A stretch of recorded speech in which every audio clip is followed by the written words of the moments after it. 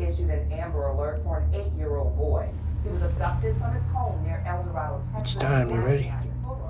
Yeah. Please call 911 with any information. We will keep you updated as we Okay. receive more.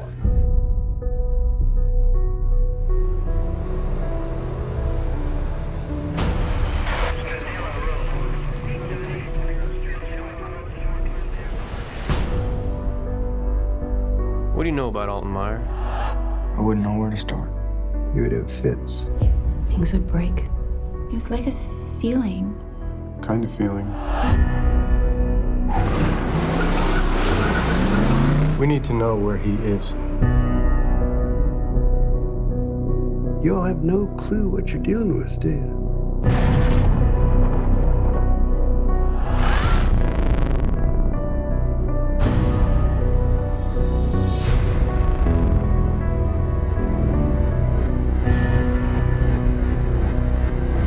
They think you're a weapon. And the ranch thinks you're their savior.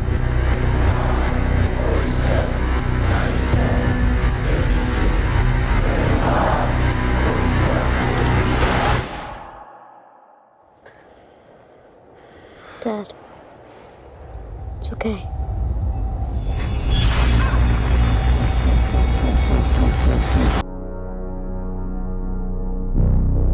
What do you know about Alton Meyer? He would have fits. Things would break. Cars would shut down, that kind of thing. Others have described seeing things. Did he show you things? Yes. What kinds of things? I wouldn't know where to start. We need to know where he is.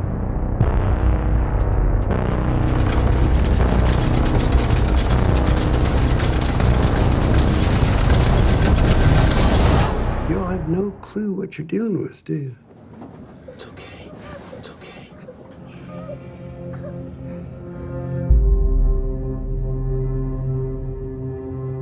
Let's go! Move it! Move it! Move it!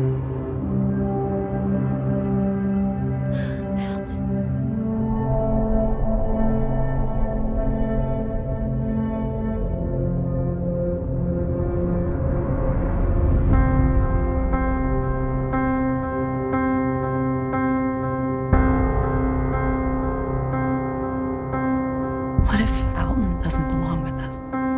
You don't know that. That's remarkable. I know where they're going.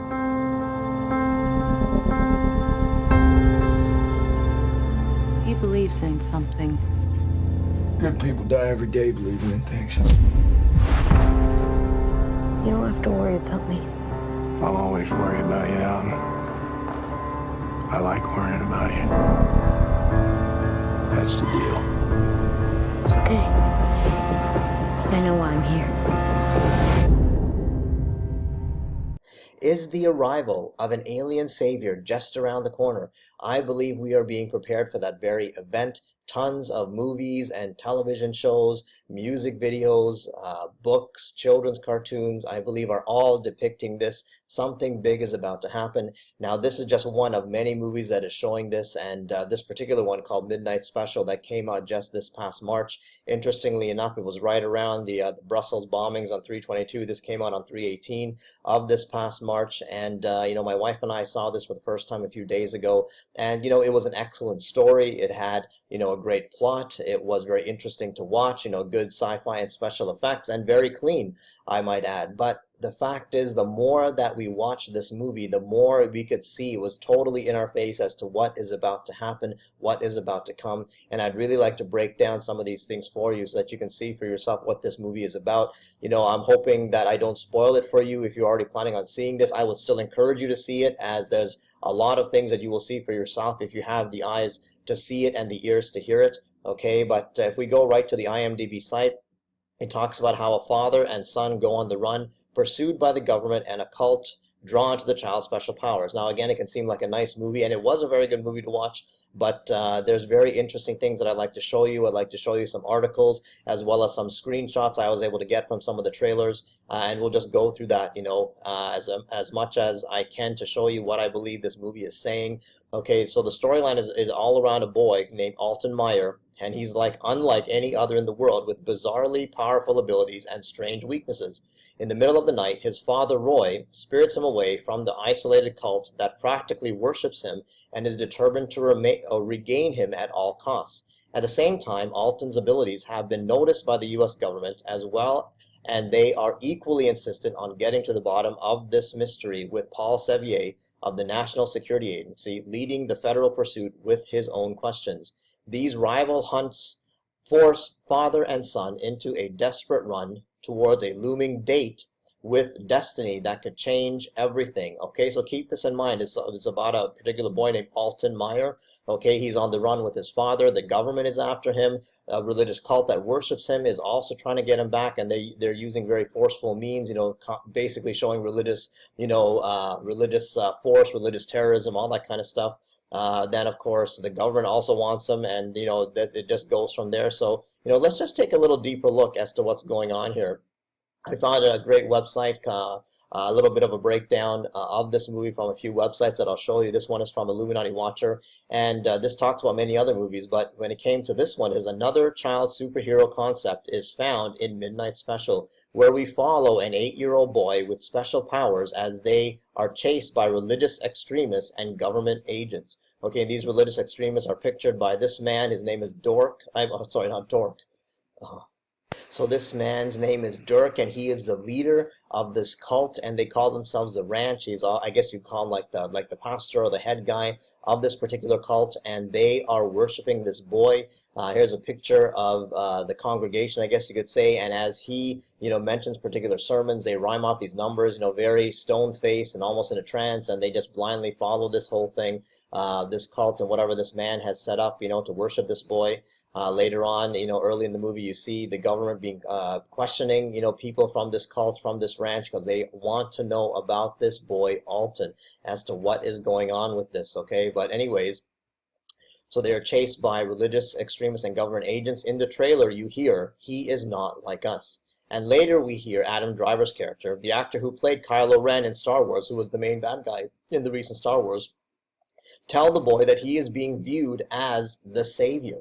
Okay, so already I think you can see what is already taking place here. Again, it's a breakdown of the old world where organized religion and government must go so the Illuminati can replace it with the world they desire.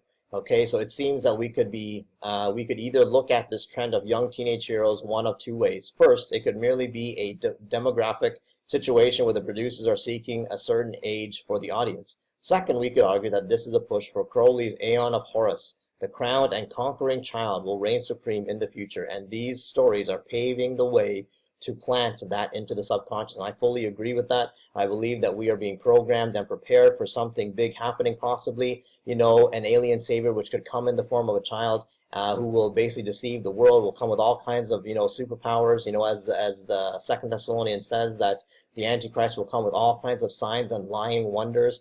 And, just as the Illuminati believes that one day, a savior will come who will be even in a child, okay, and he will be the one that they can basically rule the world through, okay, through this person that comes with all kinds of powers, all right? So I believe this is what we're being shown big time, okay? So this cult, gets taken, or people get questioned.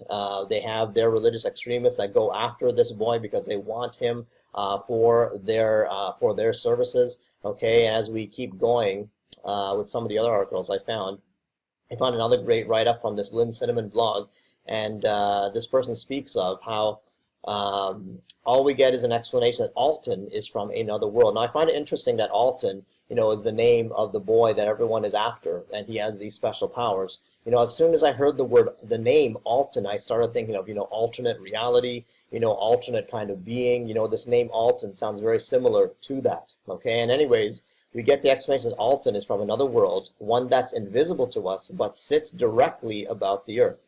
He says, now we'll keep that in mind as well, we will get into that more. He says that these people are watching us, but why they're watching us is never revealed. Later, when we finally see these other things, they are disembodied light. Also, when we see these other beings, they are disembodied light beams who've built beautiful, foliage-accented superhighways directly above us.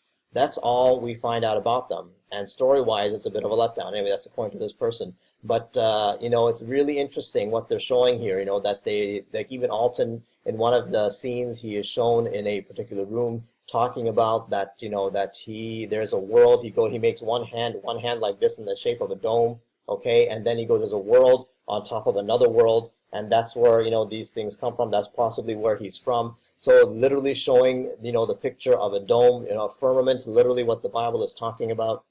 If we go to another article that I found on BuzzFeed Entertainment, it talks about behind the astonishing midnight special ending. This is one of the scenes you'll see in the movie. You see his hand glowing with, with light, and, I'd like to break that down just a little bit. It's called the left-hand path and the right-hand path in the occult. And it says in Western esotericism, the terms left-hand path and right-hand path refer to a dichotomy between two opposing approaches to magic.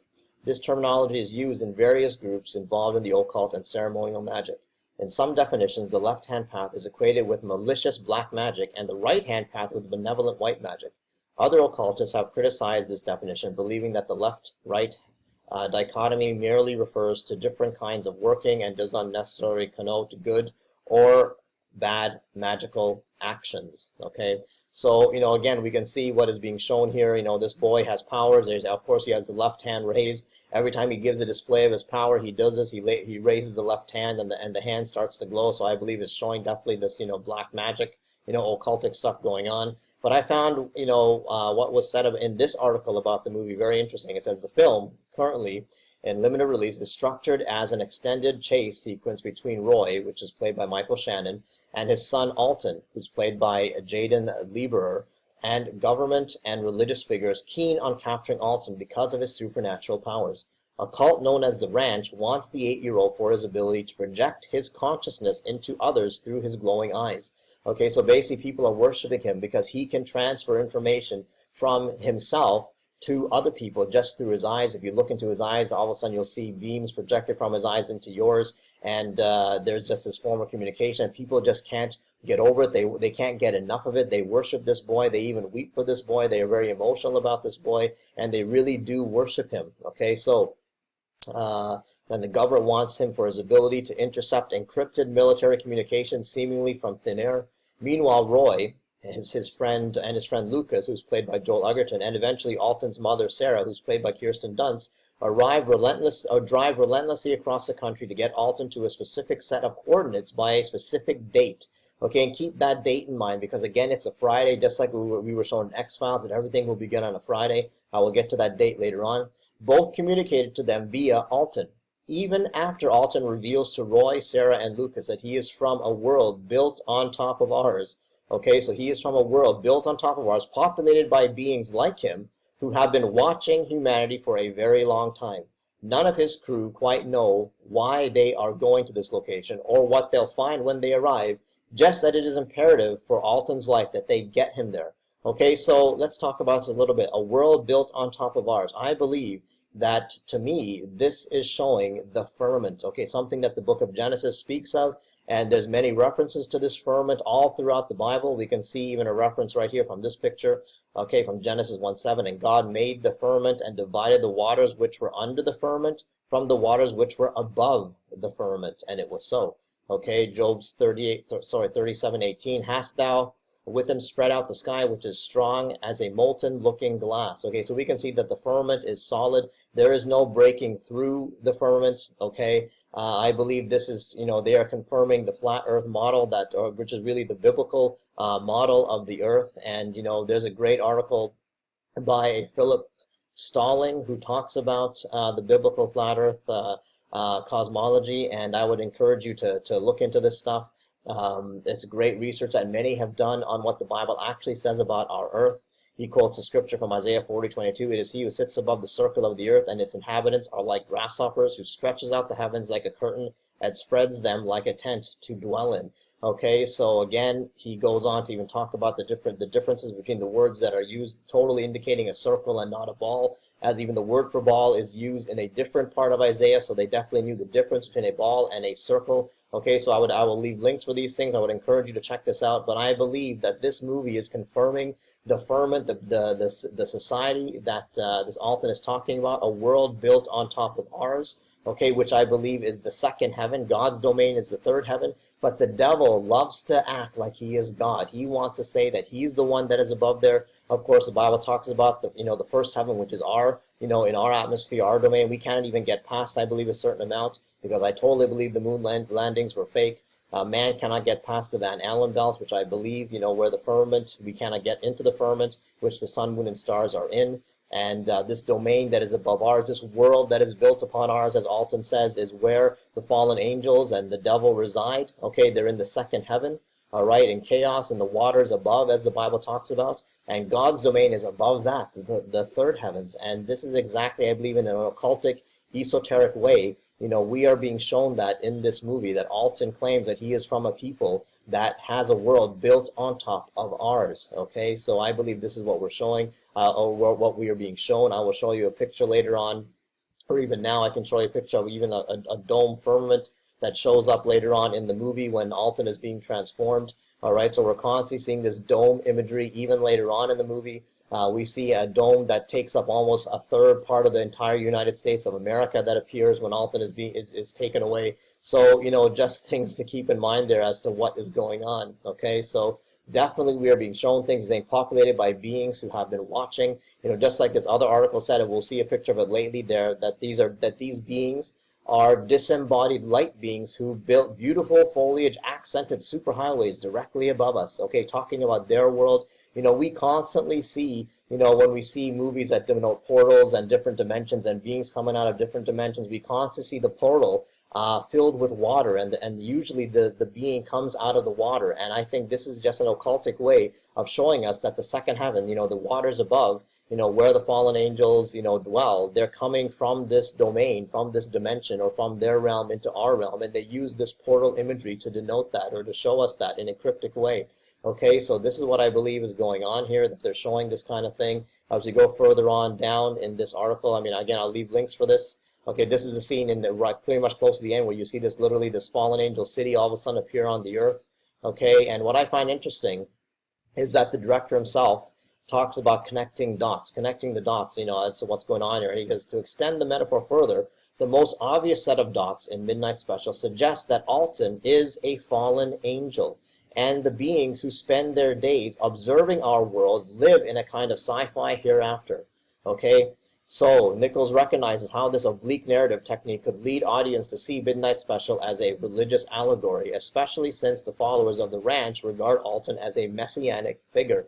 Okay, so even before there was the other article was talking about how the government official Paul Saviour views Alton as a savior, as many people are saying he's a savior. Okay, here is talking about that he's being depicted as a fallen angel. All right, so I think you're starting to get the idea as to what's going on, especially with the fact of these watchers, these watcher angels. Just what are they talking about? Many of us have heard this term watcher. It comes right from the Bible, from the book of Daniel, as well as from the book of Enoch. If we go to Wikipedia, it actually has some great information regarding watcher angels, and it says that they occur in the book of Daniel, as well as in the apocryphal book of Enoch.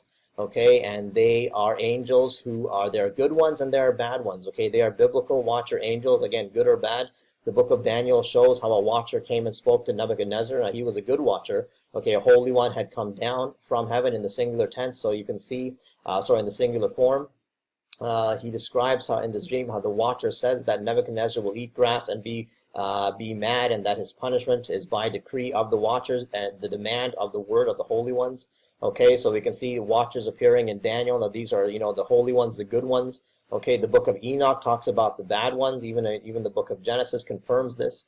Okay, so in the book of Enoch, watchers is a common word there. Okay, it appears many times. And we see that the watchers are angels dispatched to earth to watch over the humans. They soon begin to lust for human women, and at the prodding of their leader, Samyaza, defect en masse illicitly to instruct humanity and procreate among them. Their offspring, the offspring of these unions, are the Nephilim, savage giants who pillage the earth and endanger humanity. Semyaza and his associates further taught their human charges arts and technologies such as weaponry, cosmetics, mirrors, sorcery, and other techniques that would otherwise be discovered gradually over time by humans, not foisted upon them all at once. Eventually, God allows a great flood to rid the earth of the Nephilim, but first sends Uriel to warn Noah so as not to eradicate the human race. The watchers are bound in the valleys of the earth until Judgment Day. Now, Jude mentions this as well, about angels that are kept in everlasting chains under darkness until the Judgment Day. Okay, then it goes on to list a bunch of the angels. Enoch lists about 200 fallen angels who married and commenced an unnatural union with human women who taught forbidden knowledge. Okay, so here are some of the names of some of these fallen angels, and this is definitely corroborated by the Bible, okay, in Genesis 6, 1-4, when it says that when man began to multiply on earth and daughters were born to them, the sons of God saw how beautiful the daughters of man were, and so they took for their wives as many of them as they chose. Then the Lord said, My spirit shall not remain in man forever, but since he is but flesh, his days shall comprise 120 years. At that time the Nephilim appeared on the earth, as well as later, after the sons of God had intercourse with the daughters of men, who bore them sons. They were the heroes of old, the men of renown. So this is right from the book of Genesis. All these superhero movies and all these, films and TV shows that we see with, people that have special abilities and powers, all comes from this narrative, from the biblical narrative of the watcher angels and what they did, okay, creating basic demigods, half human, half angel, but they're not good angel, they are the fallen angels, okay. So I believe these watchers that we are being shown, in this movie, okay, that we're being watched, this is exactly what they love to portray, these people who say that they're here to protect us, okay, that they're watching over humanity, have been watching humanity for a very long time. Again, it's saying it over here in this article that they are disembodied other beings that are disembodied light beams who build beautiful foliage. They're all around. They're watching humanity for a reason. And what is that reason? I believe we are being prepared for something very sinister. Something big is coming. Okay, then they talk about this particular date, this Friday, June the 3rd. Okay, so what's real interesting, they don't give a year, but they're talking about, even this cult says that Judgment Day is coming on Friday, June the 3rd. Okay, and what I find real interesting is that this Friday, June 3rd, Friday happens to be the 6th day of the week, okay, on the 3rd day of the month, and June happens to be the 6th day. So when you take those numbers, you got Friday as a 6, you've got the 3rd day, 3, and then you've got June 6th, you've got the month also as 6, okay, so 636. To me, if you take the 6 and then you take the 3 and the 6, which adds up to 9, you've got the 69, which is shown on the Royal Arch of Freemasonry, the capstone, whom the devil, the Antichrist, wants to counterfeit. The devil wants to counterfeit Christ, as Christ is the true capstone. Christ is the true cornerstone, as the Bible speaks of, but the devil wants to act like he's the cornerstone when he is not. The 69 denotes the crossing that is shown on the Royal Arch of Freemasonry, which is something we're constantly being shown with these arches of Baal. There is no coincidence as to why they are putting up these arches of Baal all over the place with the missing capstone, okay, which is denoting that Antichrist, I believe, Baal, Nimrod, whatever you want to call him, is about to appear very soon, okay, and they put in this movie, this June 3rd, Friday, June 3rd date that is apparently supposed to begin the judgment. I'm not about to say that on some June 3rd, that this is going to happen. But what's interesting is that many, especially TV shows like X-Files talk about a Friday that all the chaos begins, where the banks, close their systems and all the chaos starts. And here they're saying that on a Friday, June 3rd, that Judgment Day is coming. So again, Friday being the 6th day, June being the 6th month, and the day being the 3rd day. You've got the 69 right there. I believe it's being shown, that this is actually code, I believe, for Antichrist, the final alien savior to arrive. And I believe this is also being shown through the Baal arches that are being put all over the world. As we know, they're going to build, I think, over 1,000 of these things. They want to put them in major cities all over the place. Okay, and the next thing that I want to get into, talking about this alien savior, or this, this fallen angel savior that Alton is being shown as. There's another website that I found, a great article from Think. It talks about, basically they want to explain, some things about this movie. And, they explain a lot of scenes. I don't want to get into all the things that they're saying, but they talk about the ranch. Okay, so the single biggest vein of questions I get over about Midnight Special centers around the ranch. Okay, so before the movie even begins, the ranch has already been playing an enormous part in the culmination of this movie and the driver for the plot. The ranch was definitely there before Alton was born. His parents probably met there and married. Then they had Alton and immediately noticed he wasn't normal. Dirk took Alton as his own son, who was probably customary for all children born at the ranch. Roy, who was his father, stayed close to Alton and watched over him perpetually. Sarah, on the other hand, gets fed up with cult life and takes off. Thus the closeness between Alton and Roy. Thus the reason I think this movie is more like Boyhood than any other movie that comes to mind. Anyways, Dirk and the elders of the ranch realize Alton had prophetic capabilities, at least what they think are prophetic anyway, and began using him for that purpose, even going so far as to reschedule their services for the middle of the night when Alton could be up and about, because apparently Alton, he could not be around up and about during the day, and later on when he has his transformation he's able to do that, but for the longest while he is not able, for his entire life he's not able to be about during the day. So they switch their services in the midnight, which I believe is why it's called Midnight Special, so that they can have their services built or around the time where Alton is able to be up and about. Okay, and while Dirk and the elders of the ranch begin to ascertain that an important date is coming, and the surmise that it is the end of days, the tribulation prophesied in Revelation, the judgment, and they even believe that without Alton, the members of the ranch won't be saved. There's even a scene with Alton speaking in tongues. Even the head guy Dirk speaks about how this boy speaks in tongues and gives all kinds of prophetic utterances and all this kind of thing. He's able to transfer, his consciousness, all kinds of knowledge and wisdom to people through his eyes. Okay, so their determination to get him back as quickly as possible. When the movie starts, they only have 4 days left. Okay, so, which brings us to Alton's prophecies. They aren't exactly prophecies, as we learned pretty early on. Alton is actually a human radio receiver that is capable of amazing feats of decryption and ciphering. We see him mimic the sounds of Spanish radio. We hear from Saviour that Alton was decrypting and communicating highly secure transmissions from military and NSA satellites. He even was able to bring down satellite DSP-9712, a satellite originally tasked with tracking nuclear missile launches. And there you go again, this nuclear missile launch is again being seen in another movie. I will talk about this in a little further detail, but nuclear missile launches, we spoke about nukes being disguised as asteroids, and here they're talking about, again, a satellite that can monitor nuclear missile launches, again, the whole 923, 329, being the atomic number for plutonium, which is the primary material to make nuclear weapons. Okay, so Alton realized that it was tracking him personally, so the ranch was a little off base in their belief that Alton was prophesying, although that isn't exactly true. Alton was receiving communications from other beings. Okay, but we'll get to that later on.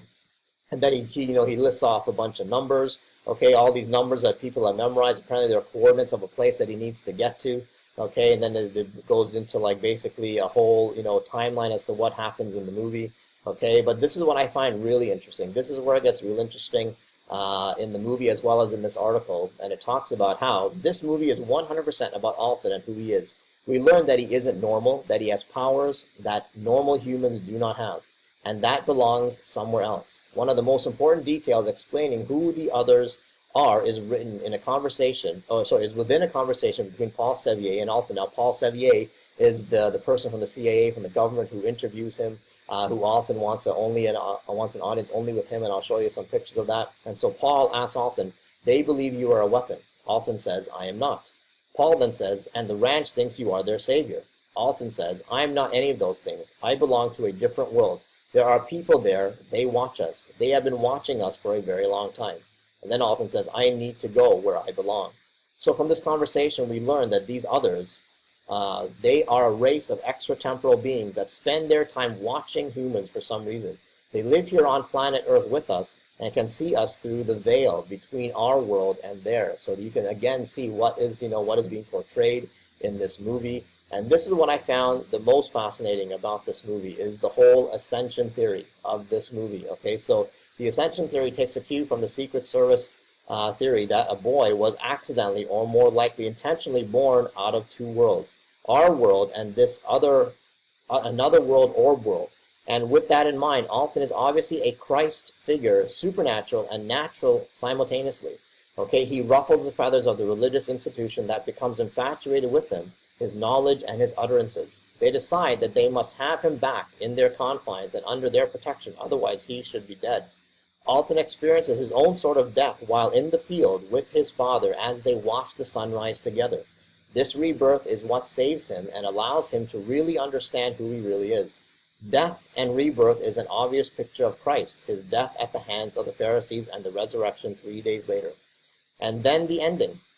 I believe that the ending is a picture of Christ's ascension. So remember the details of the ending. Sarah is watching as Alton is met by other light beings and is taken up into this other world that filled the beings that are filled with beings that watch the earth and have been watching for a very long time. No? Now let's read the book of Acts 1 verses 6 to 11 and compare the two scenes. Tell me if they aren't the splitting image or the spitting image of each other. So when the apostles were with Jesus, they kept asking him, Lord, has the time come for you to free Israel and restore our kingdom? He replied, the Father alone has the authority to set those dates and times, and they are not for you to know. But you will receive power when the Holy Spirit comes upon you, and you will be my witnesses, telling people about me everywhere in Jerusalem, throughout Judea and Samaria, and to the ends of the earth. After saying this, he was taken up into a cloud while they were watching, and they could no longer see him. As they strained to see him rising into the heaven, two white-robed men suddenly stood among them. Men of Galilee, they said, why are you standing here staring into heaven? Jesus has been taken from you into heaven, and someday will return from heaven in the same way you saw him go. Come on, the parallels are uncanny. Sarah basically stands there and watches as Alton is carried up on a cloud. Not exactly, but you get the point. This is a 100% picture of the Ascension, and Alton is a picture of the Christ. He came to the world, basically died and was reborn, and ultimately returned to where he originally came from. The entirety of Midnight Special is a modern retelling of the Christ story. So these people are trying to think that, are trying to say that this is basically just a story of Christ. Okay, that Mary giving birth as a virgin birth, and goes on to do miracle after miracle. The world comes to despise him and all this kind of thing, and he's reborn after dying and ascends back to the heavenly realm he had originally come from. Okay, so, that's what they like to portray, but I believe that something bigger is really going on here. Okay, and I'm just going to show you some pictures now. So we've talked about, the ranch. This is the leader of the ranch, Dirk, that was, basically telling the government that they have no idea what they're getting into. They have no idea, what they're doing in trying to get this boy. But here, we see the Alton. He's about to die. He's suffering. Then he cannot be in the light. And there he's being carried by the father into a field where he's being led to go. And he reassures his father, it's okay. Just don't worry about it. But all of a sudden, because all this time he hasn't been able to walk around in the daytime. He can only be around, up and about in the night because he has convulsions, he has problems during the day. But all of a sudden, as the sun starts rising, Alton begins to change. Alton begins to do some funny things. You see his eyes start glowing. You see him grabbing his, clutching his father. You see it getting more and more intense as the father really doesn't know what is going on, but he knows that there's something about his boy. There's something really different. And this is all happening whilst the sun is rising in this particular field. Okay, and what's incredibly interesting is that all of a sudden this energy, this dome of energy surrounds Alton and his father. And, then the scene closes. All right, so he's being basically, this is showing the transformation of Alton. Okay, and then later on there's a scene with his mother, who's played by Kirsten Dunst, and his father, Michael Shannon. Kirsten Dunst makes a point of telling his father, Roy, that their son is different, that possibly he doesn't belong with us, and maybe, when that day comes that Alton might not be with us anymore. Again, showing, again, the ascension of Christ going back to heaven. Okay, and his father doesn't want to believe that they love their boy. Of course, what would be a movie without the whole asteroid, programming that, they love to push onto us, things that we spoke about through Werner von Braun and the messages that he gave to Carol Rosin. These things are being shown in movies like crazy. There's a scene where, they're at a gas station and all of a sudden they see these asteroids coming out of the sky. Again, the fact that these asteroids, according to the government in the movie, took out a satellite that can monitor nuclear missile launches. So again, is this cryptic code for the fact that these asteroids that come are basically nukes disguised as asteroids and are going to hit the Earth one day, could possibly be the defining moment, as we spoke about in the Ice Age movie, or the Ice Age video that I did recently, about the fact that the defining moment of the Earth, of the world, is coming. the New World Order can rise out of the ashes of the chaos that they're going to cause with nukes raining down all over the earth, possibly disguised as asteroids. Okay, so Alton and the father and their friend also see these things coming down on the earth, and of course they show that. There come some of these things landing on the earth, asteroids hitting the earth yet again. There you go, another scene of the asteroids hitting the earth. So it totally destroys this whole area, takes down a satellite. The government is all up in arms about this because it's a satellite, again, that monitors nuclear weapons being launched from different parts of the world. So again, major programming, predictive programming, I believe, going on here with this whole nuke asteroid thing. Again, I believe that the nukes are going to be disguised as asteroids that are going to hit the earth, possibly all over the place one day, the defining moment so that the New World Order can rise up. Later on, when they finally capture Alton, you got a whole panel of government officials and army people. In the middle here is Paul Saviour from the CIA that's interviewing Alton, and Alton requests for everybody to leave the room and to only speak with Paul. Okay, basically, everyone leaves. Alton is in this white room.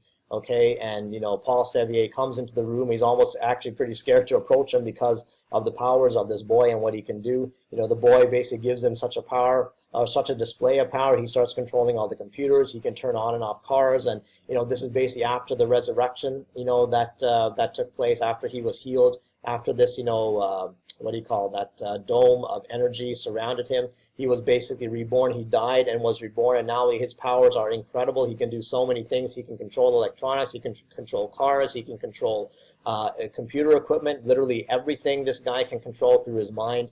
He basically starts showing Paul Saviour from the CIA his abilities, and Paul is convinced immediately. He takes him back to his parents. And what I find real interesting about this whole thing is there is a scene where Alton is shown as playing with Lego, okay, and they flash a scene of him holding up this particular piece of Lego. Now, innocently, we can think that this is just, a Lego man that he has made. But as soon as I saw this, it really struck me that this thing is in the form of a cross, literally like an upside down T or a cross, whatever you want to call it. We can think it's just a Lego man. But I found it interesting that they just flashed this scene for about maybe 5 seconds of him holding this cross with a T and him looking up into space, into the sky. I believe they are showing something here, who this Alton character really is. And I just want to get into that because I believe this cross is basically not a Christian symbol. I believe that this is something that the Christians have been fooled into thinking is a Christian symbol. I'm not telling you that you're evil if you wear a cross, but I believe that the cross is actually a symbol denoting the pagan god Tammuz. Okay, and this is what I believe is going on here. If we look at the origins of Tammuz, just who was this character? Okay, now we know that that Easter has nothing to do with Christianity. It's actually paganism. Okay, and so that's why many people do not want to refer to Easter as the resurrection of Christ. Okay, but what I find interesting as we go and look further into this, it's basically centered on Nimrod.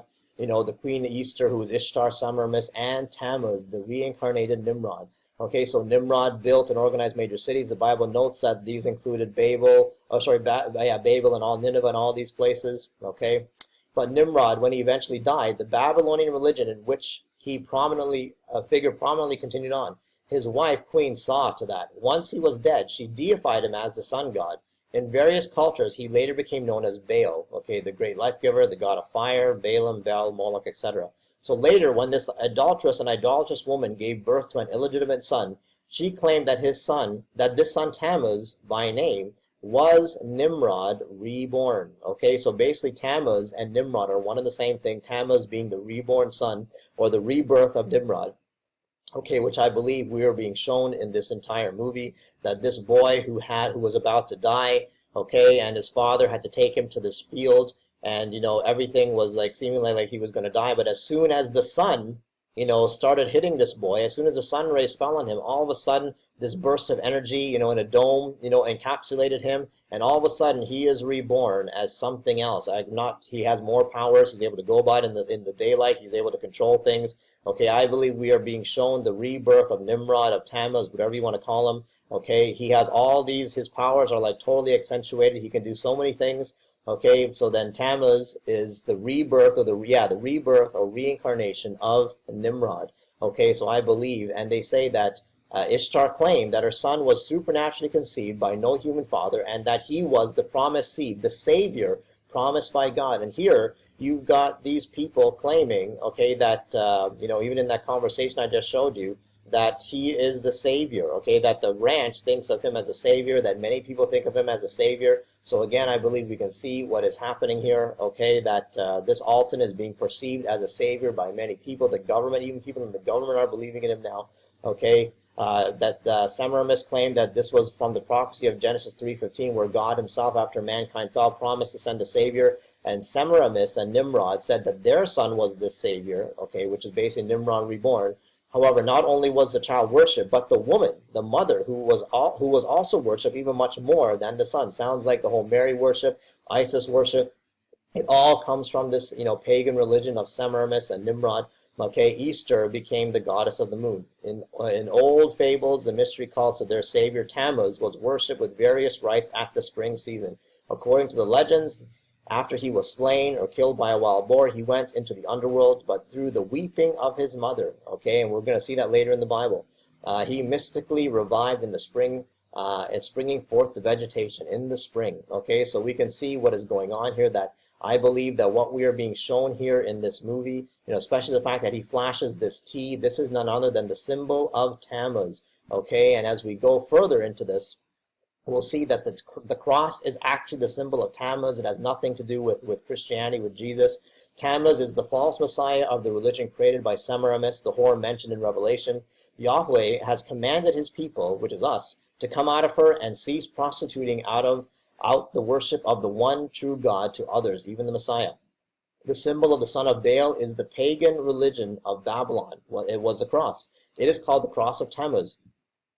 This cross was borne on the headdresses, okay? And the breastplate of priests and warriors alike are in honor of Tammuz. The cross was a representation of T in Tammuz, and his symbol is X, okay? So the cross is a tradition of the church which our fathers have inherited, was the adoption of the words cross and crucified. These words are nowhere to be found in the Greek of the New Testament. These words are mistranslations, a later rendering of the Greek words stauros and staurou. Vine's Expository Dictionary of the New Testament word says, stauros denotes primarily an upright pole or stake. Both the noun and the verb staurou, to fasten to fasten to a stake or a pole, are originally to be distinguished from the ecclesiastical form of the two-beam cross. So we're supposed to see that this is different. The two-beam cross is totally different than just a straight stake or pole. The shape of the latter and its origin in ancient Chaldea or Babylon was used as the symbol of the god Tammuz, being in the shape of the mystic Tau, the initial of his name. By the middle of the 3rd century AD, the Council of Nicaea, the churches had either departed from or travestied certain doctrines of the faith found in the Bible. Okay, so we can see here that basically the symbol, this cross is not a symbol of Christianity. It is a symbol of Tammuz, the pagan, sun god, or the son of the sun god. Okay, Dr. Bullinger says that crosses were used as symbols of the Babylonian sun god Tammuz. It should be stated that Constantine was a sun god worshiper. The evidence is thus complete that Yahushua was put to death upon an upright stake and not on two pieces of timber placed at any angle. Okay, then Reverend Alexander Hislop says, frankly calls the cross this pagan symbol, the Tau, the sign of the cross, the indisputable sign of Tammuz, the false Messiah, the mystic Tau of the Chaldeans, Babylonians, and the Egyptians, the true original form of the letter T, the initial name of Tammuz. The Babylonian cross was recognized as the emblem of Tammuz. Okay, even in the Encyclopedia Britannica, we read, in the Egyptian churches, the cross was a pagan symbol of life borrowed by the pagan Christians and interpreted in the pagan manner. Okay, so we can see that this cross has nothing to do with Christ, that it is a pagan symbol. It actually means the cross of Tammuz. Okay, so when I saw this being flashed in the movie, immediately I thought of Tammuz. Immediately I thought that they're showing the pagan false Messiah, the Antichrist Tammuz, the rebirth of Nimrod, Apollyon, Abaddon, Baal, whatever you want to call, and I believe that the world is rolling out the red carpet for Baal with these arches that are going on all over the place. The fact that the movie spoke about Judgment Day coming on June the 3rd, or Friday, June the 3rd. When you add up the numbers, I believe it comes to the 69, which is the Royal Arch, shown on the Royal Arch of Freemasonry, their capstone. The devil again wants to be known as the capstone or the cornerstone, but we know that Jesus Christ, Yeshua HaMashiach, he is the true cornerstone, but the devil wants to counterfeit that. So I believe that is what's being shown here. Okay, we're seeing that this boy has so much of power. We see him even with his eyes being lit up, and he's like basically being shown to be a fallen angel or some other being. He is not human. He is of a different origin or descent from the fallen angels. Okay, then in the end we see them going to a field that, the destination that they're supposed to go to, and all of a sudden as his eyes light up and his powers start manifesting again, this basically fallen angel city appears on the earth. Okay, and again, this is what was being shown, that the watchers, these beings of light, here you see Alton in the middle, but you see these beings of light descending from this city, beings of light all over the place, which I believe are again a reference to the book of Enoch and the watchers descending on Mount Hermon and coming down, and we've got the light beings here surrounding Alton, and all of a sudden Alton is enveloped by, again, a big burst of energy, and they are gone. Everything is gone again. Okay, they go back up, I believe, to the second heaven, showing the ascension of this boy Alton, showing the ascension of this, supposed Savior. Again, counterfeiting, what Christ did on the cross for us, where Jesus is the one who died on the cross. They're trying to show Alton dying for us, and then he's resurrected and he has all these powers, and then he ascends back into heaven. But this is, to me, a counterfeit of what the Bible speaks of, and this symbol that they're showing in this movie, okay, of him holding up this cross. This is again the symbol of Tammuz. I believe they're showing us the false Messiah, the alien Savior. This is just, nothing more than the same thing that was done from ancient times, just repackaged in a new sci-fi, cool kind of way to get people to believe this stuff. Okay, so this Savior, I believe, this alien Savior, which will be none other than the rebirth of Nimrod, Tammuz, Apollyon, whatever you want to call him, Baal, I believe he is coming very soon. And the Bible really talks about this, even this, again, talking about this cross of Tammuz. What's interesting is this Paul Saviour, who plays, that CIA agent who interviews Alton. He is also, in another movie which we spoke about. He played Kylo Ren in, the latest Star Wars movie. And lo and behold, his lightsaber is in the form of a cross. Okay, never before have we seen a lightsaber in any of the other movies depicted in this way. Okay, only now, all of a sudden, you've got this, this guy from the, in Star Wars also having a sword in the form of a cross, which again is a pagan symbol of Tammuz, okay? Because I believe this was the true way that Christ was crucified. He was on a stake, okay, on a Roman stake. His hands were nailed, above him, and his feet were nailed below him. I believe that is the true way that Christ was crucified, that the cross has nothing to do, this cross with the T has nothing to do with Christ. It has all to do with Tammuz. Okay, I believe this is the real way that Christ was crucified. I'll possibly do another video explaining this more in detail. Okay, but I believe we're being shown this, quite in our faces now. And if we go to the book of Ezekiel, again, we can see that this is, talks about the abominations in the temple that the Lord was so angry with the children of Israel for. It's interesting that this particular passage was in the 6th year, the 6th month, on the 5th day, so almost 666 on this particular day, where God showed Ezekiel these things, and he told him to go look in the temple as to what they're doing. And he sees that there's women there weeping for Tammuz. Again, the same thing. Okay, this whole death of Tammuz or death of Nimrod, this whole mystery religion that Semiramis started, making Tammuz this illegitimate child, claiming that he was, born of a virgin, that he was immaculately conceived. He was basically the rebirth of Nimrod.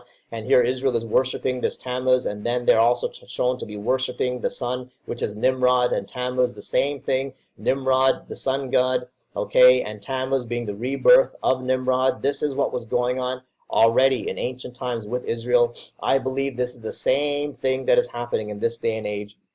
And this is exactly what we're being shown so much, this worship of Tammuz. Okay, and we see this cross symbolism everywhere. Sadly, many churches, have this cross in the church. And, again, I'm not trying to say that you are evil if you go to a church that shows a cross. I'm not trying to say that you're evil if you wear a cross.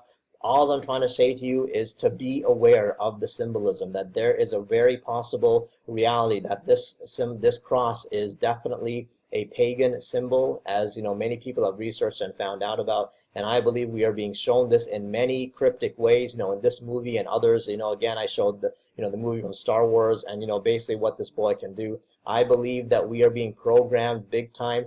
I'm going to end with a clip that gives some testimonials from the stars themselves who were in this movie, from Michael Shannon, from Kirsten Dunst, from Joel Egerton. You know, they all speak of, you know, if we're presented with something big, something that's bigger than us, then, you know, what are we going to do with that? So I believe we're all being prepared for something big that is coming very soon. But we as a church, those who know Yeshua HaMashiach as our Savior, we know that our faith and our hope and our trust is in Him. And if you don't know Him, I pray that you put your trust in Him today, because He is coming very soon for His people. I believe that before this alien Savior can come, this Antichrist can come, I believe the Lord is going to remove His church from this world. So I pray that you are in Christ today. If you don't know Christ, may you turn to Him. If you are a Christian and you are backslidden, may you come back to the Lord as soon as possible. May today be the day that you come back to Him, because I believe much of this stuff is about to unfold, and we need to be ready for what is coming. God bless you. Saw the sunrise this morning. I think I know why I'm here.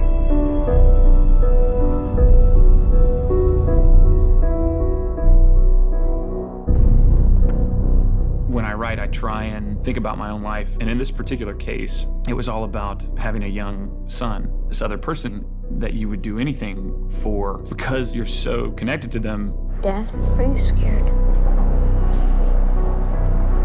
Yes. I think a lot of people believe that there's more to the world than we are able to perceive. What do you know about Altenmeyer?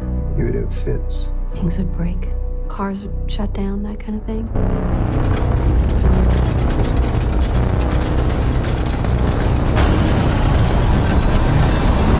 You all have no clue what you're dealing with, do you? It's okay. It's okay.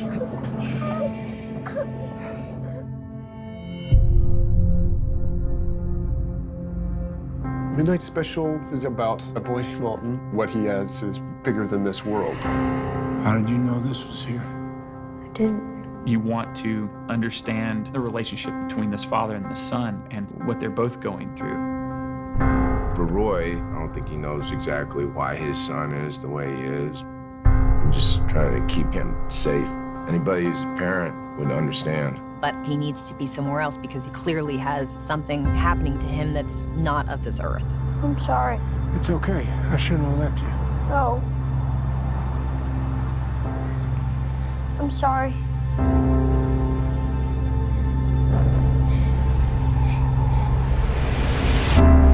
Alton is meant for something. His powers are symptoms of what he's meant to do. What if Alton doesn't belong with us? You don't know that. You don't have to worry about me. I like worrying about you. Midnight Special is an homage to the 80s sci-fi films that I love. I'll always worry about you, Alan. That's the deal. Close Encounters and like E.T., it just feels so real. That's remarkable. I know where they're going. And it's raising the question that what would we do if presented with proof of something more? The only thing I ever believed in was Alan. When I go to the theater, I want to be blown away. And Midnight Special is the kind of movie that they just don't make anymore.